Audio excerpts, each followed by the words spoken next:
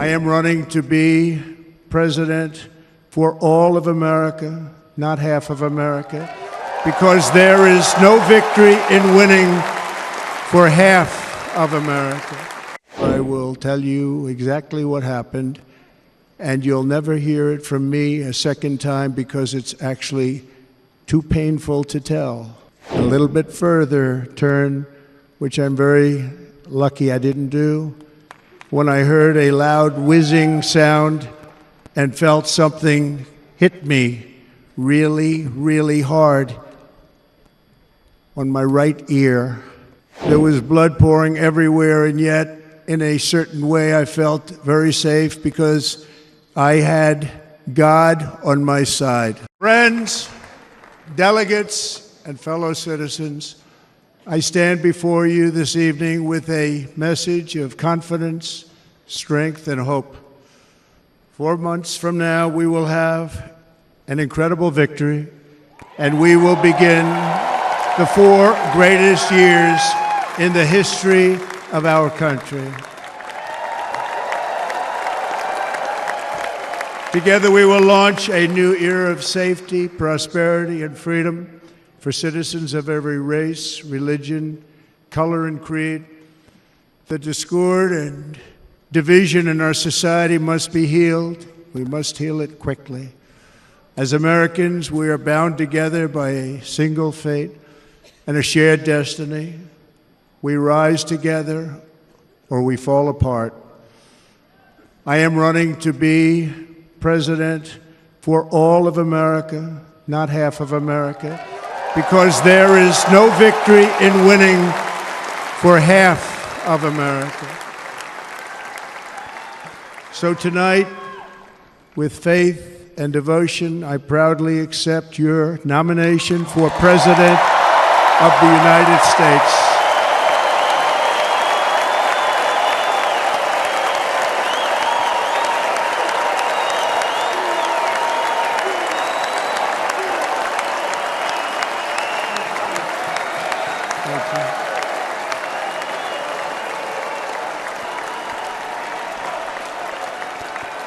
Thank you very much.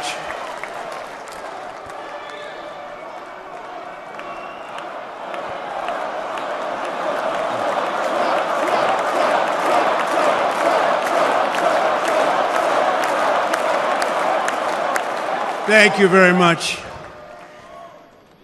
And we will do it right. We're going to do it right. Let me begin this evening by expressing my gratitude to the American people for your outpouring of love and support following the assassination attempt at my rally on Saturday.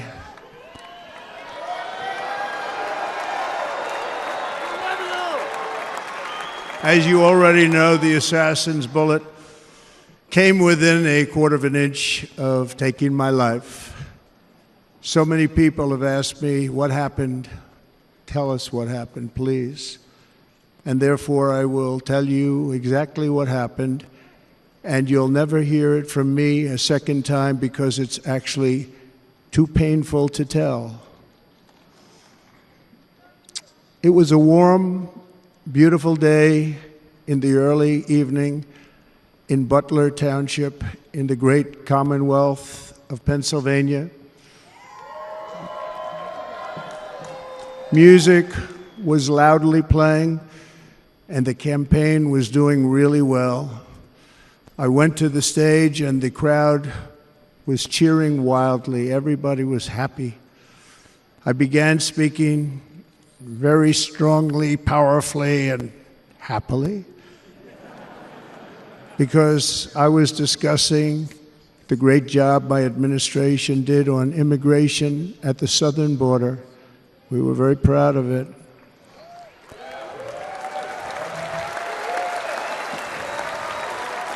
Behind me and to the right was a large screen that was displaying a chart of border crossings under my leadership. The numbers were absolutely amazing.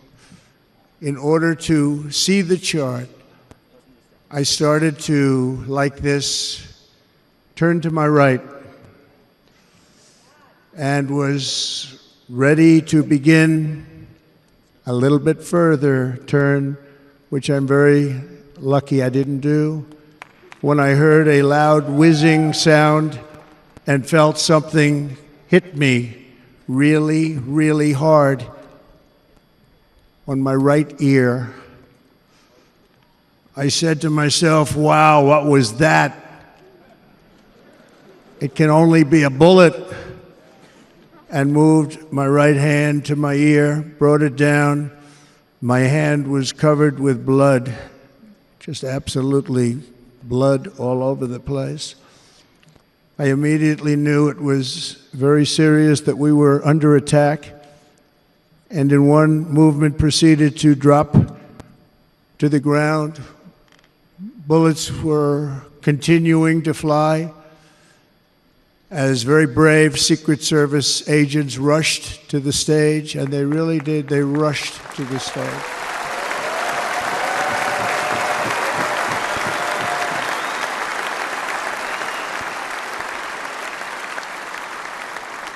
These are great people, at great risk, I will tell you, and pounced on top of me so that I would be protected.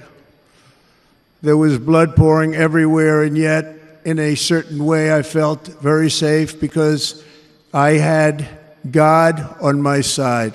I felt that.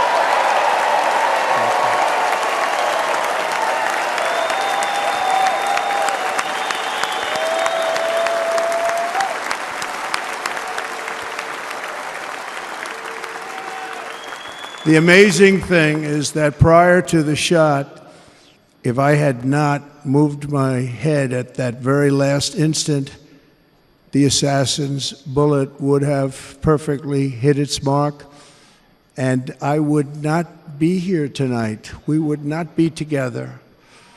The most incredible aspect of what took place on that terrible evening in the fading sun was actually seen later. In almost all cases, as you probably know, and when even a single bullet is fired, just a single bullet, and we had many bullets that were being fired, crowds run for the exits or stampede, but not in this case. It's very unusual.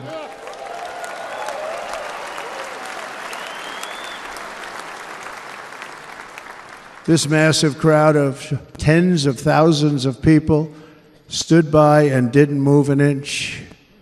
In fact, many of them bravely but automatically stood up looking for where the sniper would be. They knew immediately it was a sniper, and then began pointing at him. You can see that if you look at the group behind me. That was just a small group compared to what was in front.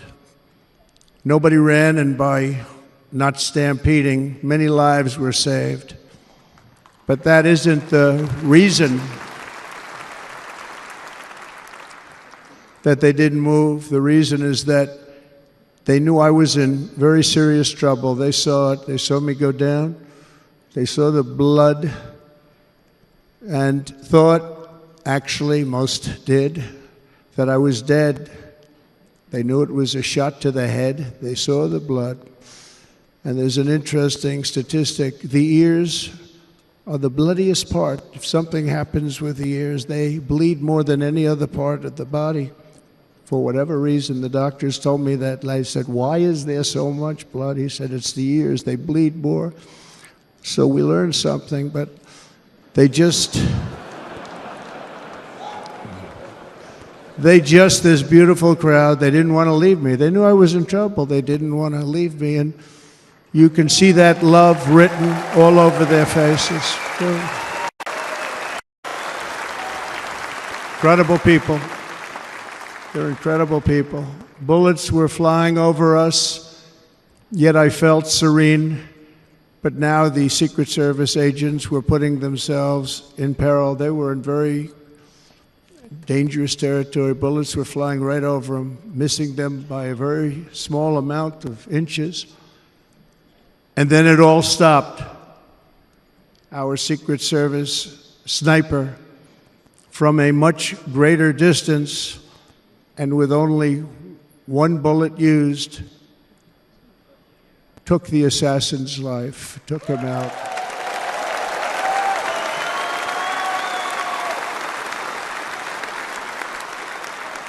I'm not supposed to be here tonight. Not supposed to be here. No.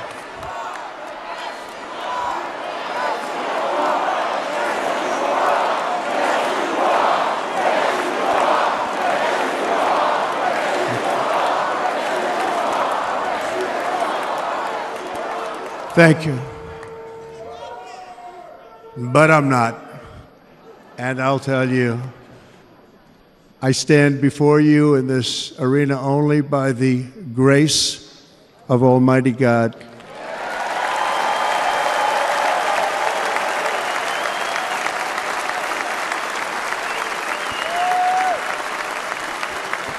In watching the reports over the last few days, many people say it was a providential moment. Probably was. When I rose, surrounded by Secret Service, the crowd was confused because they thought I was dead, and there was great, great sorrow. I could see that on their faces as I looked out. They didn't know I was looking out. They thought it was over. But I could see it, and I wanted to do something to let them know I was okay. I raised my right arm, looked at the thousands and thousands of people that were breathlessly waiting, and started shouting, "Fight, fight, fight."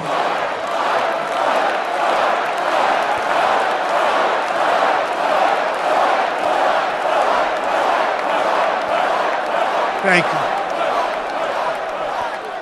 you. Once my clenched fist went up, and it was high into the air, you've all seen that, the crowd realized I was okay and roared with pride for our country like no crowd I have ever heard before.